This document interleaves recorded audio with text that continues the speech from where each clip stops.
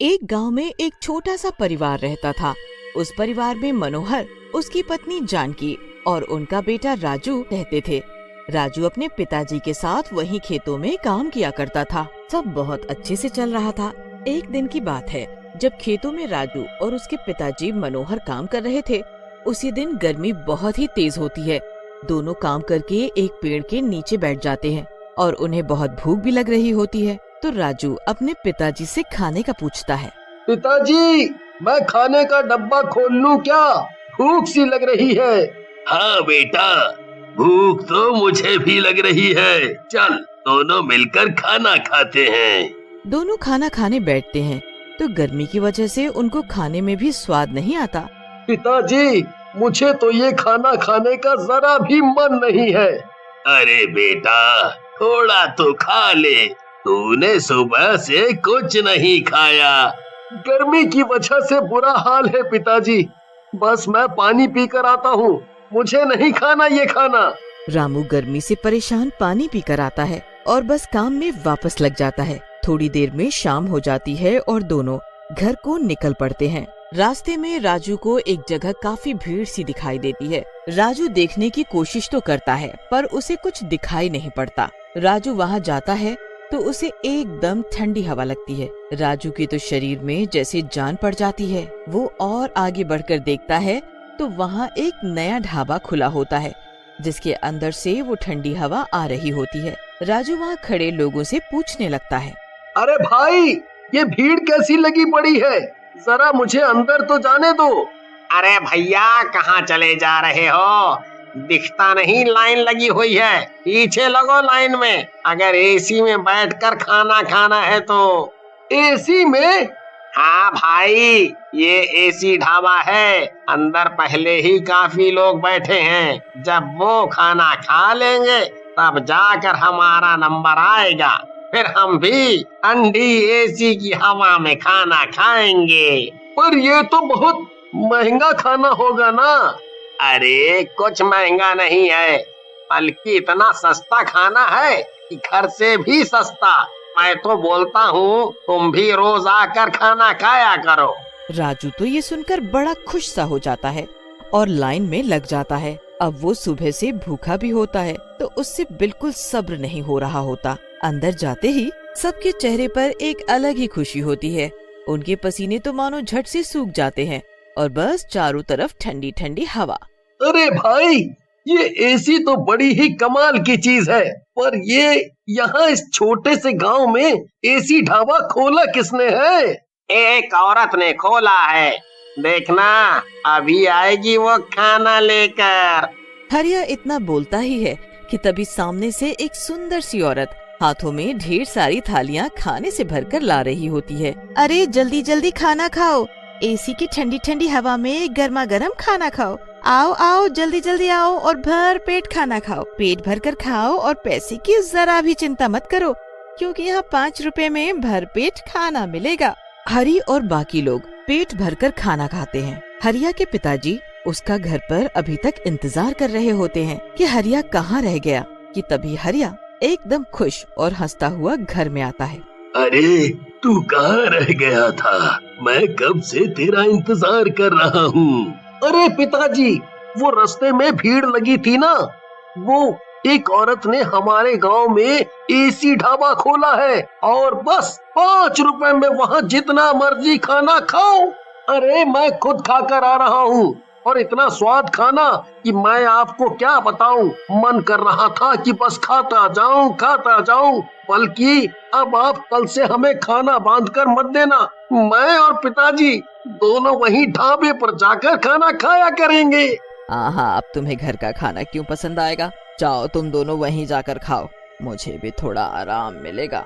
उस रात हरिया बड़ी खुशी खुशी मजे में सोता है और अगले दिन अपने पिताजी के साथ फिर उस ढाबे में खाना खाने जाता है। गांव के लोगों का जो गर्मी में बुरा हाल हो रहा होता है, एक ढाबा खुलने से उनको बड़ा ही सुकून मिलता है। थोड़े दिन लोग खूब ढाबे के खाने का आनंद लेते हैं। हरी भी रोज ढाबे का खाना ही खाता है। पर एक रात हरिया के पेट में अजीब सा दर्द उठता है। धीरे धीरे दर्द बढ़ता ही जाता है और हरिया जोर जोर से चिल्लाने लगता है। हरिया के माँ बाप चिल्लाने की आवाज सुनकर आते हैं और हरिया को डॉक्टर के पास लेकर जाते हैं। डॉक्टर के पास पहले ही पेट दर्द वालों की लंबी लाइन लगी होती है। लोग दर्द में तड़प रहे होते हैं और मरीजों की संख्या बढ़ती ही जा रही होती है। किसी को कुछ समझ नहीं आ रहा होता कि ये अजीब सा दर्द किस वजह से है, पर इस दर्द के बारे में बस एक को ही पता है और वो है चंपा, एसी ढाबा चलाने वाली औरत नहीं बल्कि एक खूंखार चुड़ैल। मेरी तरकीब काम कर रही है। सब लोग मेरा खाना खाकर धीरे धीरे बीमार पड़ने लगे हैं और कुछ ही दिनों में पूरे गांव में ये बीमारी फैल जाएगी जिसका इलाज पूरी दुनिया में किसी के पास नहीं है। धीरे धीरे पूरे गांव के लोग उस चुड़ैल के एसी ढाबे का खाना खाकर बीमार हो जाते हैं और किसी भी डॉक्टर के पास इसका इलाज नहीं होता। लोगों को समझ ही नहीं आ रहा होता कि आखिर वो करे तो क्या करे। चुड़ैल ये सब देखकर बड़ी ही खुश होती है और रोज अपना ढाबा खोलकर लोगों को जादुई खाना खिलाती है। एक दिन उस गांव में दूसरे गांव से एक बड़े ही ज्ञानी बाबा आते हैं। उनके साथ इसी गांव के 2 लोग होते हैं जो उनके साथ साथ चल रहे होते हैं। बाबा, यहाँ बहुत गर्मी है और आप चल भी नहीं पा रहे और आपने सुबह से कुछ नहीं खाया है। यहाँ एक एसी ढाबा है, वहाँ चलते हैं, वहाँ आप थोड़ा आराम भी कर लेना। बाबा उस आदमी की बात मानकर उस ढाबे में जाने के लिए हाँ भरते हैं और जैसे ही वो वहाँ पहुँचते हैं उनको अजीब सा महसूस होता है। वो कहीं न कहीं समझ जाते हैं कि ढाबे में कुछ तो गड़बड़ है। वो वहाँ बैठते हैं तो चंपा नाम की औरत हमेशा की तरह खाना लेकर आती है। बाबा उस औरत को देखते हैं तो उनको वो औरत अपने असली चुड़ैल के रूप में साफ साफ नजर आती है। अरे बाबा, ये लो स्वादिष्ट मेरे हाथ का खाना। हाँ हाँ, रख दो इधर। चंपा चली जाती है और बाबा उस खाने को ध्यान से देखते हैं। उनको समझ आ जाता है कि खाना जादुई है। वो प्लेट से एक रोटी लेकर अपने थैले में रख लेते हैं और बिना कुछ खाए वहाँ से निकल जाते हैं। उसके बाद वो गांव में प्रवेश करते हैं तो पता चलता है कि गांव के लोग कैसे पेट दर्द से तड़प रहे हैं। ये सब उस चुड़ैल का काम है। तुम लोग अब तक समझ नहीं पाए कि कोई इतने सस्ते में एसी में बैठा कर क्यों इतना सारा खाना खिला रहा है और उसके बाद से ही सबके पेट में दर्द भी है। मैं तो उस औरत को देखते ही पहचान गया। हे भगवान, अब हम क्या करेंगे बाबा? आप ही इस चुड़ैल से हमारा पीछा छुड़ाओ और सबको इस बीमारी से मुक्त करो। आज मैं एक जप करूंगा और उस चुड़ैल को हमेशा हमेशा के लिए खत्म कर दूंगा। तुम सब परेशान ना हो। उस रात बाबा बहुत बड़ी पूजा करना शुरू करते हैं। ओम भीम क्लीं स्वाहा, ओम भीम क्लीं स्वाहा। काफी देर के जप के बाद बाबा उस रोटी को थैले से निकालते हैं और उसके ऊपर मंत्र पढ़ने लगते हैं।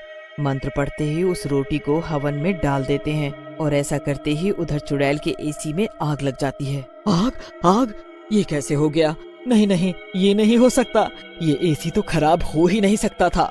आग देखकर गांव वाले ढाबे के आसपास जाकर खड़े हो जाते हैं और चुड़ैल अपने असली रूप में बाहर आकर चिल्ला रही होती है।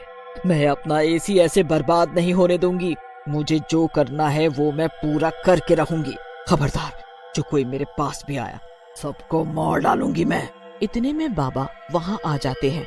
डरो मत गांव वालों, इस चुड़ैल का जादू बस ढाबे के अंदर चल सकता है, बाहर हमारा कुछ नहीं कर सकती और इसका ढाबा तो जलकर अभी ढेर हो जाएगा।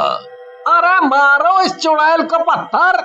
गांव वाले पत्थर उठा लेते हैं और उस चुड़ैल को मारना शुरू कर देते हैं। मत मारो, मैं वरना किसी को नहीं छोड़ूंगी। गांव वाले बिल्कुल भी नहीं रुकते और लगातार उस चुड़ैल को पत्थर से मारते रहते हैं। चुड़ैल अपने आप को बचाती रहती है पर इतने लोगों में कुछ नहीं कर पाती। वो जमीन पर गिर जाती है और उसकी आंखें बंद होने लगती है। तुम लोगों ने मेरे साथ अच्छा नहीं किया। इतना कहते ही चुड़ैल मर जाती है और राख में बदल जाती है। उसके राख बनते ही सभी बीमार लोग एकदम ठीक हो जाते हैं। पूरे गांव में फिर से खुशहाली आ जाती है। उसके अगले दिन ही गांव में बारिश होती है और लोगों को गर्मी से भी राहत मिल जाती है।